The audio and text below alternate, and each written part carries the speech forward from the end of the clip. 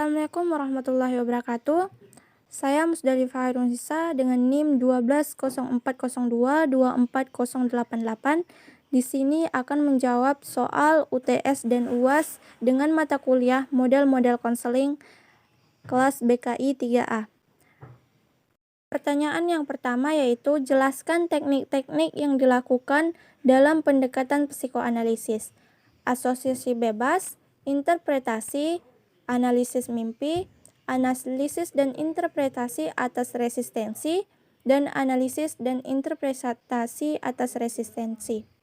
Teknik-teknik yang dilakukan dalam pendekatan psikoanalisis itu terbagi menjadi 5 teknik, yaitu asosiasi bebas, interpretasi, analisis mimpi, analisis atas resistensi, dan analisis transferensi. Nah, teknik yang pertama yaitu teknik asosiasi bebas. Nah, teknik asosiasi bebas ini yaitu mengemukakan rasa untuk menjernihkan pikiran supaya mudah mengungkapkan masa lalu. Nah, teknik yang kedua yaitu teknik interpretasi, yaitu mengenalkan makna di baliknya. Jadi, di sini konselor mengungkapkan makna yang terkandung di balik apa yang dikatakan klien. Konselor juga menjelaskan, bahkan mengajarkan klien tentang makna dari perilaku klien tersebut, baik dalam asosiasi bebas, mimpi, resistensi, serta transferensi klien. Nah, ada juga teknik yang ketiga, yaitu teknik analisis mimpi.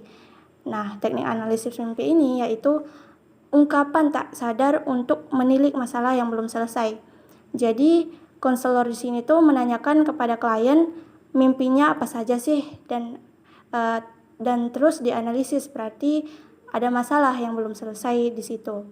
Nah, teknik yang keempatnya yaitu teknik analisis resistensi, yaitu mengungkap mekanisme pertahanan ego dengan jujur dan konkret. Resistensi itu kan melawan ya. Jadi mekanisme pertahanan ego. Jadi konselor di sini mengungkap bahwa di balik itu sebenarnya ada mekanisme pertahanan ego secara tersembunyi. Jadi konselornya mengungkapkan secara jujur dan konkret. Nah, teknik yang kelima yaitu teknik analisis transferensi, yaitu mengalihkan. Jadi di sini konselor berusaha agar klien mengalihkan kecemasannya dan masalahnya, baik itu berupa perasaan dan masa lalunya.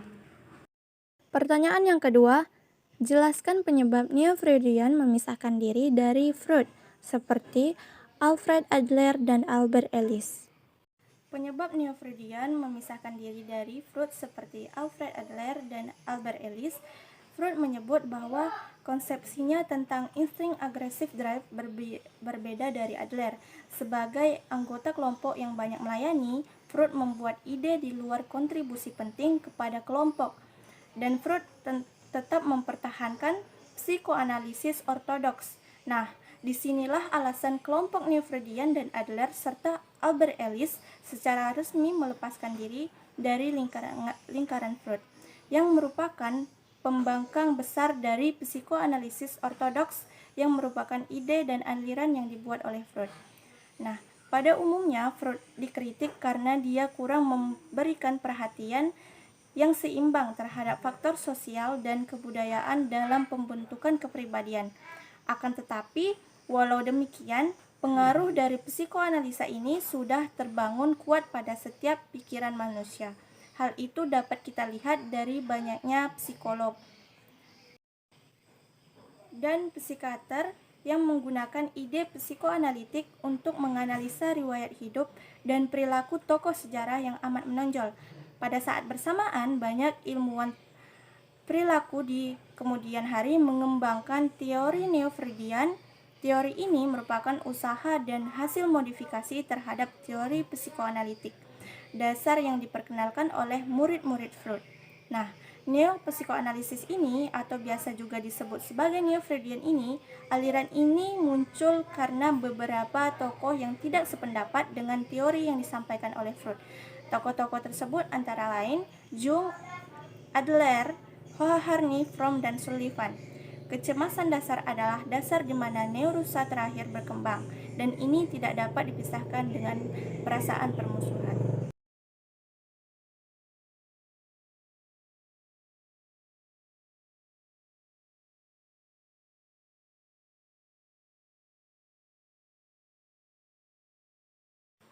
Eksperimen Pavlov tentang classical conditioning dikaitkan dengan model counseling behavior therapy. Pavlov melakukan percobaan pada seekor anjing yang kelak percobaan tersebut diterapkan pada manusia. Sebagian besar percobaan itu dilakukan pada hewan karena menurut Pavlov, binatang dengan manusia memiliki beberapa kesamaan. Di antara kesamaannya itu ada pada proses belajar. Nah, ada 4 tahapan dalam pengkondisian klasik atau classical conditioning. Yang pertama adalah ketika seekor anjing diberi makan, maka respon yang terjadi adalah anjing mengeluarkan air liur. Nah, tahapan yang kedua, anjing tadi diperdengarkan bel di depannya. Maka respon yang terjadi adalah anjing hanya terdiam, tidak mengeluarkan liur. Nah, tahapan yang ketiga yaitu anjing diberikan makan dan diperdengarkan bel secara bersamaan. Maka respon yang didapat adalah anjing mengeluarkan air liur. Tahapan terakhir atau keempat, anjing hanya diperdengarkan bel di depannya dan respon yang didapat adalah anjing mengeluarkan liurnya. Ketika tahapan during conditioning dilakukan berulang kali, maka ketika dibunyikan sebuah bel tanpa disertai sebuah makanan, anjing akan dengan sendirinya mengeluarkan air liur. Nah, demikian halnya dengan manusia. Manusia dapat dikondisikan sedemikian rupa. Pengulangan dan latihan pada tahapan during conditioning digunakan agar perilaku yang diinginkan dapat menjadi kebiasaan. Nah, hasil yang diharapkan dari penerapan teori belajar Pavlov adalah terbentuknya perilaku yang diinginkan sehingga menjadi sebuah kebiasaan. Eksperimen Pavlov ini sangat cocok sekali dikaitkan dengan konseling behavior, yang mana merupakan suatu teknik terapi dalam konseling yang berlandaskan teori belajar yang berfokus pada tingkah laku individu untuk membantu konseli mempelajari tingkah laku baru dalam memecahkan masalah klien. Jadi, konseling behavior berfokus pada perilaku manusia yang dapat dipelajari dan dapat dirubah. Pertanyaan yang keempat, jelaskan konsep dasar dari model konseling rasional emotif terapi. Konsep dasar dari rasional emotif terapi ini adalah bahwa manusia itu dilahirkan dengan berbagai kekuatan dan potensi untuk kehidupannya. Yang di dalamnya itu terdapat kekuatan yang unik, yaitu potensi manusia berpikir rasional dan irasional. Nah, kedua hal inilah terbentuk karena pengalaman-pengalaman serta proses belajar yang berasal dari lingkungannya. Pikiran dan emosi adalah dua potensi yang tidak dapat dipisahkan satu dengan lainnya. Emosi selalu menyertai proses berpikir, jadi emosi dan pemikiran negatif itu bersifat merusak dan harus ditangani dengan pemikiran rasional karena perasaan dan pikiran itu sangat erat hubungannya. Pertanyaan yang kelima, jelaskan perbedaan model konseling Carl Rogers dengan model konseling trait dan faktor jika ditinjau dari hubungan antara konselor dan klien. Perbedaan model konseling Carl Rogers dengan model konseling trait and factor jika ditinjau dari hubungan antara konselor dan klien itu bisa kita lihat dari tujuannya, yang mana model konseling Carl Rogers ini dikenal dengan nama client person centered, yang mana model konseling ini berpusat pada klien. Pendekatan person centered ini lebih mengutamakan potensi yang dimiliki oleh konseli dalam memecahkan permasalahannya sendiri. Konsep pokok yang mendasari adalah hal yang menyangkut konsep-konsep mengenai diri, aktualisasi diri, teori kepribadian, dan hakikat kecemasan. Hal tersebut dikarenakan konseli pada pendekatan ini diyakini oleh Rogers sebagai manusia yang memiliki worth dan dignity di dalam dirinya. Oleh karenanya, konseli layak diberikan penghargaan atau respect. Konseli juga dipercaya memiliki kapasitas untuk mengatur dirinya sendiri dan diberikan kesempatan membuat penilaian yang bijaksana serta dipercaya mampu memilih nilainya sendiri. Konseling trait and factor itu bertujuan untuk membantu individu mencapai perkembangan kesempurnaan berbagai aspek kehidupan manusia dan juga membantu individu dalam memperoleh kemajuan memahami dan mengelola diri dengan cara membantunya menilai kekuatan dan kelemahan diri dalam kegiatan dengan perubahan kemajuan, tujuan-tujuan hidup, dan karir.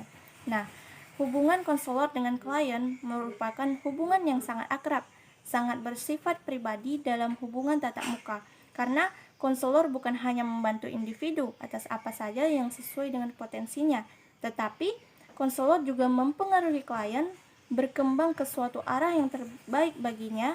Konselor memang tidak menetapkan, tetapi memberikan pengaruh untuk mendapatkan cara yang baik dalam membuat keputusannya. Pertanyaan yang keenam, jelaskan teknik-teknik yang digunakan dalam model konseling Gestalt. Teknik-teknik konseling Gestalt yaitu yang pertama, permainan dialog. Teknik ini dilakukan dengan cara klien dikondisikan untuk mendialogkan dua kecenderungan yang saling bertentangan, yaitu kecenderungan top dog atau adil menuntut yang berlaku sebagai majikan, dan underdog yaitu korban bersikap tidak berdaya, membela diri, dan tak berkuasa. Di sini ada permainan kursi kosong, yaitu klien diharapkan bermain dialog dengan memerankan top dog maupun underdog, sehingga klien dapat merasakan keduanya dan dapat melihat sudut pandang dari keduanya. Nah, teknik yang kedua yaitu teknik pembalikan. Teknik pembalikan yaitu teori yang melandasi teknik pembalikan adalah teori bahwa klien terjun ke dalam suatu yang ditakutinya karena dianggap bisa menimbulkan kecemasan dan menjalin hubungan dengan bagian-bagian diri yang telah ditekan atau diingkarinya. Gejala-gejala dan tingkah laku seringkali mempresentasikan pembalikan dari dorongan-dorongan yang mendasari.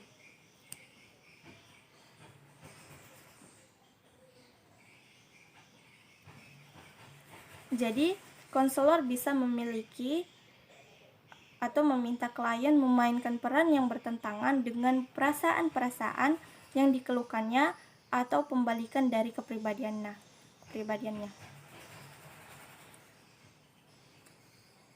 Jadi, konselor bisa meminta klien memainkan perasaan yang bertentangan dengan perasaan-perasaan yang dikeluhkannya atau pembalikan dari kepribadiannya.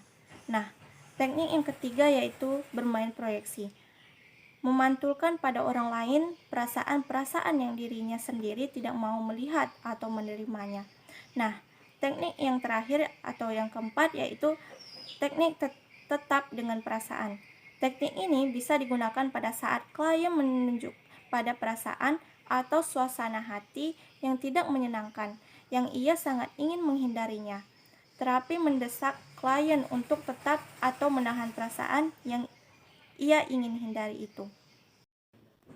Pertanyaan yang ketujuh, jelaskan 3 aspek atau 3 dimensi yang saling berkaitan dalam membentuk sifat manusia jika ditinjau dari model konseling logoterapi.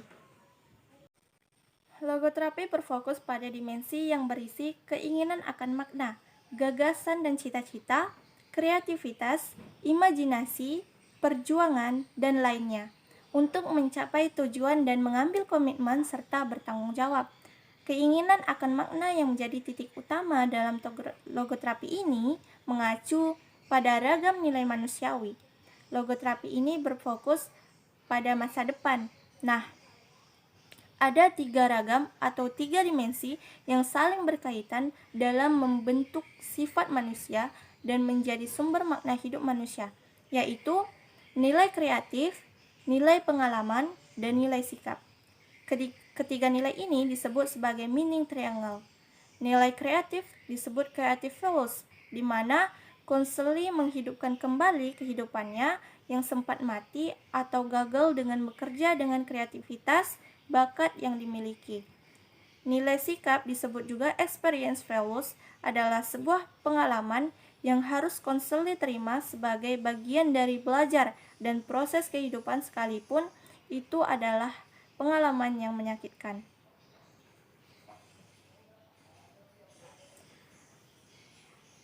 Nilai sikap atau disebut juga attitude values yang dapat memberi makna di mana Konseling harus bertanggung jawab dan bersikap atas kesalahan yang dilakukan dan membuat kesalahan tersebut sebagai nilai baru yang tercermin dari sikap yang lebih positif dari sebelumnya.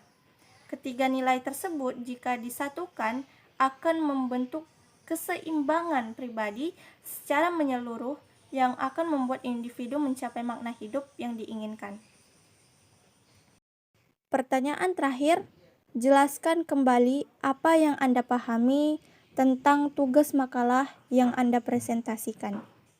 Yang dapat saya pahami tentang tugas makalah yang saya presentasikan yang bertemakan model terapi REP, dapat saya pahami bahwa rasional emotif behavioral therapy atau biasa disebut REP itu adalah teknik konseling atau model konseling yang menekankan interaksi berpikir secara logis, menggunakan akal sehat dan perasaan serta berperilaku yang positif. Nah, model teori ini menekankan bahwa suatu perubahan yang mendalam terdapat cara berpikir dapat menghasilkan perubahan. Menurut pandangan teori REP ini, manusia sejak lahir itu memiliki potensi untuk berpikir rasional dan irasional. Manusia mempunyai potensi untuk mengembangkan diri, berbahagia, berpikir, dan berpendapat serta bekerja sama dengan orang lain. Tetapi, pada sisi lain, manusia juga memiliki potensi untuk menghancurkan atau merusak diri sendiri dan mengingkari pikiran-pikirannya atau tidak toleran serta menolak realitas.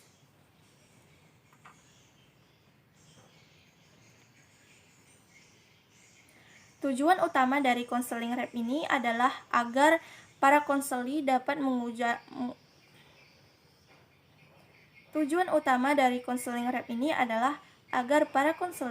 menguji tanpa ketakutan dasar pemikiran dasar filsafat hidupnya, berpikir tentang dasar-dasar pemikiran secara memahami bahwa mereka bertindak berdasarkan asumsi-asumsi atau kesimpulan-kesimpulan yang tidak logis dan tidak konsisten lalu menyerang. Jadi dapat saya simpulkan bahwa konseling individu rasional emotif behavioral terapi ini adalah proses konseling yang menekankan konseling untuk mengubah keyakinan irasional menjadi keyakinan rasional.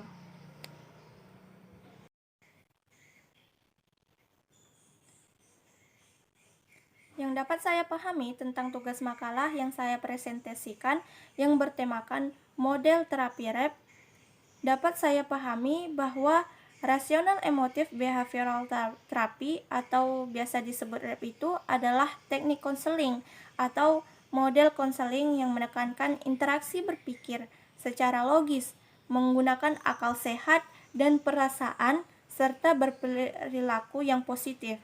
Nah, model teori ini menekankan bahwa suatu perubahan yang mendalam terdapat cara berpikir dapat menghasilkan perubahan. Menurut pandangan teori REP ini, manusia sejak lahir itu memiliki potensi untuk berpikir rasional dan irasional. Manusia mempunyai potensi untuk mengembangkan diri, berbahagia, berpikir, dan berpendapat serta bekerja sama dengan orang lain. Tetapi, pada sisi lain, manusia juga memiliki potensi untuk menghancurkan atau merusak diri sendiri dan mengingkari pikiran-pikirannya atau tidak toleran serta menolak realitas.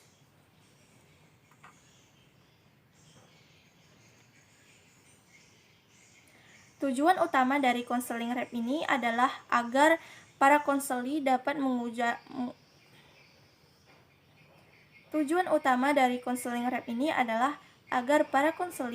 menguji tanpa ketakutan dasar pemikiran dasar filsafat hidupnya, berpikir tentang dasar-dasar pemikiran secara memahami bahwa mereka bertindak berdasarkan asumsi-asumsi atau kesimpulan-kesimpulan yang tidak logis dan tidak konsisten lalu menyerang.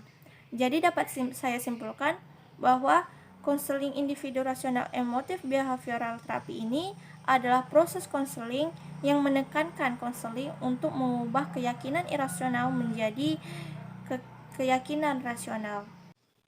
Baik, itu saja jawaban soal UTS dan UAS dari saya. Wassalamualaikum warahmatullahi wabarakatuh.